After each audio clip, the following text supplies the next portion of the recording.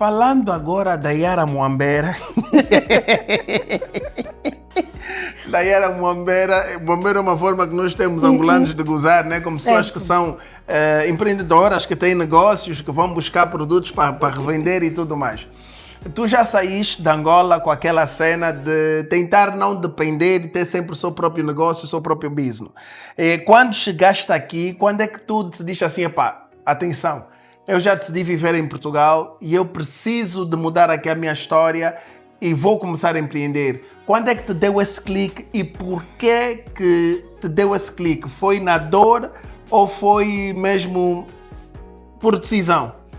Não, é importante eu deixar claro que o começar a empreender não foi uma decisão que eu tomei logo que cheguei ou quando decidi viver, porque na altura nem tinha condições para tal. Okay. É bem verdade que eu precisei de procurar por trabalho, porque quando eu decido ficar, obviamente que eu ia ficar, mas teria que ter condições para me manter.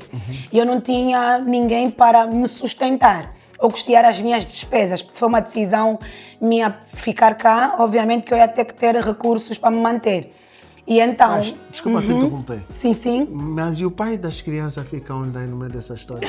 Porque supostamente você lhe deixou no aeroporto. Certo. Ok, também podia ser pelas crianças, ok, tranquilo. Mas a cena é, quando tu falas, eu senti, desculpa se não quiseres falar sobre isso, também podes não falar. É aquela cena do tipo... Nós estamos aí por causa do miúdo. Certo. E decidimos ficar por causa do miúdo. Tá bom assim? Tá bom okay. assim. Assim está perfeitinho. Okay. Decidimos ficar por causa do miúdo.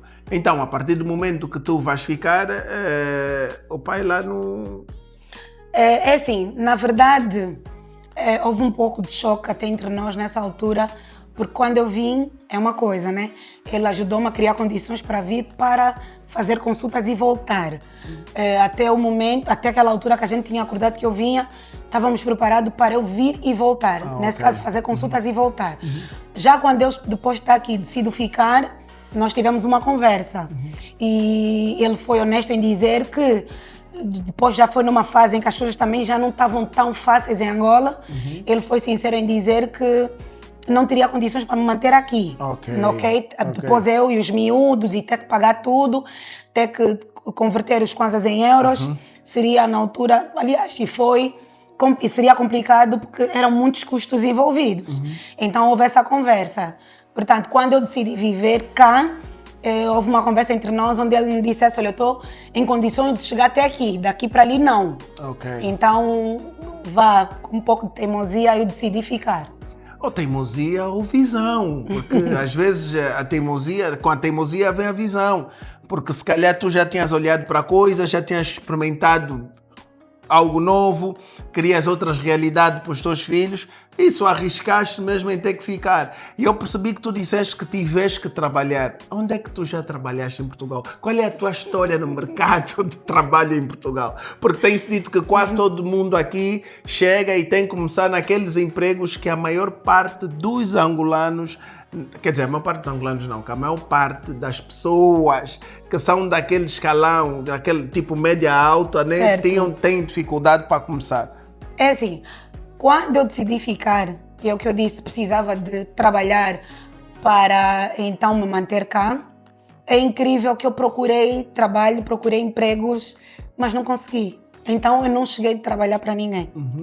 É aí onde acabo dando-te razão quando tu disse, se calhar eu já tinha visto alguma coisa, ou até se calhar eu vou pensando que foi um se calhar, mas não foi, né? Yeah. Às vezes nós pensamos que é por nada ou é por acaso, e afinal tem ali por detrás um propósito. Eu acredito que foi um propósito, porque quando eu decidi viver cá em Portugal, eu queria trabalhar. Houve a vontade, sim, de trabalhar, porque eu precisava de ter condições para sustentar os meus filhos, cuidar deles e ter o básico para poder manter-me aqui com eles. Mas eu digo assim, eu acho que não foi da vontade de Deus que eu trabalhasse para ninguém. Porque eu não cheguei a trabalhar, eu não cheguei de ter um emprego onde eu precisasse de cumprir horários, onde eu fosse remunerada, onde eu tivesse um salário, não. Eu procurei, porque sabes como é que é?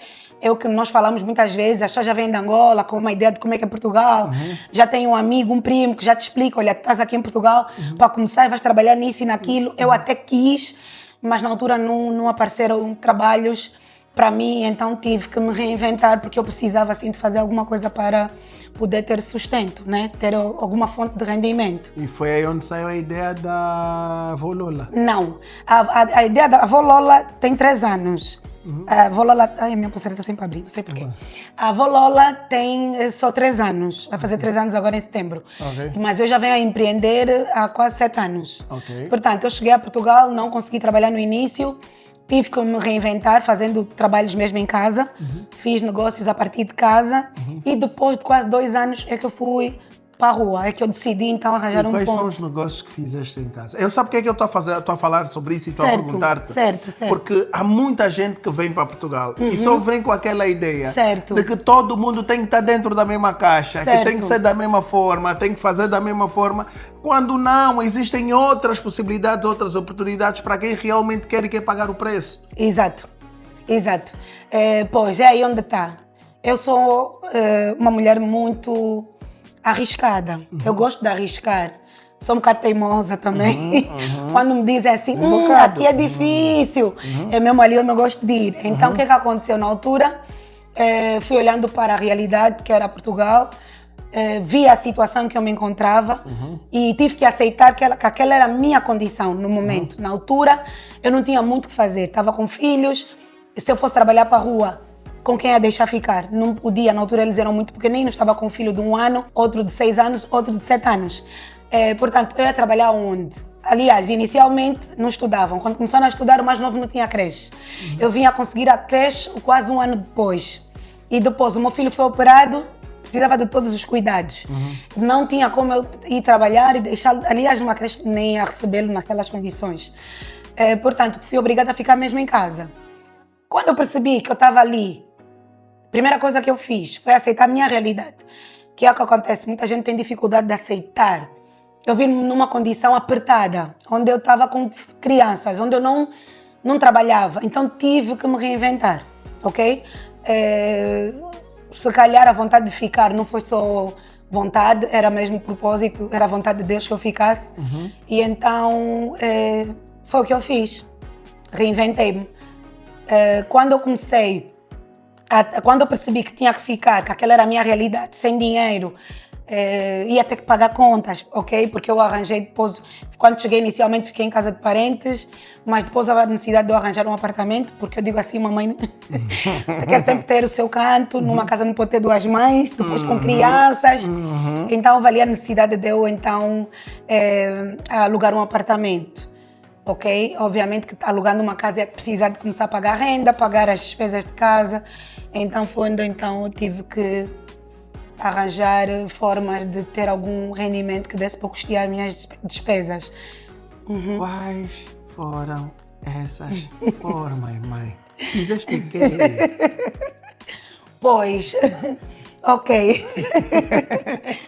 Pois posto estar cá em Portugal, como eu já conhecia pessoas em Angola, como eu disse inicialmente, a facilidade da comunicação, sempre fui uma pessoa de muitas amizades, sempre fui muito simpática desta parte, sempre gostei de estar em contato com pessoas, sempre tive essa facilidade de estar com muita gente, então fez com que eu conhecesse então, muitas pessoas em Angola. Posto estar cá em Portugal, as pessoas, quando perceberam que eu estava a viver aqui em Portugal, foram então começando a entrar em contato comigo a partir de redes sociais.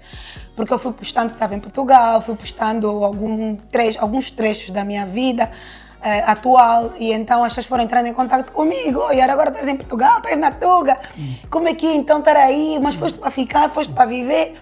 Não, eu vim a princípio para isso, mas agora resolvi viver, estou aqui a viver, vou ficar por aqui. Oh, mas aí é fixe. Não, do que eu vejo não é mal, sou muito frio e tal, mas é bom. Porque eu estou com planos de vir para aí. Houve muita gente que entrou em contato comigo com a vontade de vir para aqui. Quero vir para aí, como é que são as casas? Tens alguma indicação? Tens algum contato de pessoas que estejam a alugar casas, que estejam a alugar quartos? Então foi onde surgiu a ideia de eu começar dentro da minha casa a alugar um quarto. E comecei a receber pessoas e com aquilo já ia acabando ajudando-me com as despesas em casa. Quando eu comecei a alugar os quartos, as pessoas começaram a vir, Mas houve pessoas que disseram, não, mas eu quero mesmo um apartamento, quero ter a minha privacidade, estar num hotel com crianças não é muito fácil. Então queriam casas, apartamentos, alojamentos locais. E na altura ainda não havia o Airbnb. Não, que eu me lembro não. Pelo menos em Portugal naquela altura ainda eu não nunca havia. tinha ouvido falar, aliás, eu nunca tinha ouvido falar. E nisso despertou-me então a curiosidade de ir mais a fundo sobre isso e comecei a pesquisar na internet, então, apartamentos para essas pessoas conhecidas virem e alojarem-se. Foi quando surgiu a ideia de... Fui vendo muitos apartamentos, a maior parte a longo prazo, não tinha apartamentos de férias que eu tivesse tido contacto, e eu fui propondo então os proprietários a começarem a arrendar para férias e na altura fiz a proposta deles trabalharem comigo. Esse foi o meu primeiro negócio. Propus às pessoas, né, do tipo, olha, tu tens um apartamento, o que é que acha de trabalhar comigo? Eu tenho pessoas que precisam, já me apresentei como empresária. Na altura angolano estava a vir quente. É verdade, tipo, não é verdade. Problema é angolano, pode vir. Assim mesmo, na altura já me apresentei como empresária. Olha, eu trabalho com pessoas que vêm da Angola, nesse caso turistas, e eles procuram casas de férias. Eu, no momento, tenho as casas todas ocupadas. O que é que achava de trabalhar comigo? Eu podia lhe fazer uma proposta. Que proposta? Olha, já que o senhor está a alugar o seu apartamento, vá por 500, 600 euros mês, eu consigo fazer com que ganhe mais. Ganhe 2, 3 vezes mais. Sério, sim. Alugando a diária. Fui fazendo proposta e, graças a Deus... Olha, tá aqui, por isso que eu não queria falar. Culpado dos preços em casa subiram. Começou a trazer os angolanos a aumentar o preço. Então, tá com sapato chocolate. E foi mais ou menos isso. Fui fazendo proposta a proprietários, fomos experimentando e eles gostaram de trabalhar comigo nos primeiros anos. Posso dizer que durante muitos anos foi assim que eu comecei a ganhar algum dinheiro, só que depois de algum tempo também, depois entrou o Covid. Eu comecei a fazer os negócios em 2017, 18 mais ou menos, 2019 no final, entra o Covid. Então aquele pessoal que vinha para férias, depois não conseguiu começar a vir mais e entrar em contato comigo para lamentar. Yara, já não vamos conseguir vir, agora começou o Covid, e eu que dependo de coisas daí. Eu, por exemplo, tenho medicação que vem dali, outros vinham, eu preciso de suplementos daí, outros eu preciso daquilo. Foi quando então surgiu a ideia de começar a fazer prestação de serviço de compras e envio para Angola, que foi o serviço de personal shopper, que é a primeira empresa que eu abri aqui. Tá vendo, né? Vocês estão aí em casa, estão a perder tempo, estão a lamentar. Você faz dinheiro quando você entende a dificuldade de de um grupo de pessoas, né? De uma sociedade, se assim posso dizer. Você identifica a dificuldade, aparece com a solução. As pessoas vão comprar soluções que as pessoas precisam de resolver os seus problemas. Certo. E nesse pressuposto começaste a fazer dinheiro.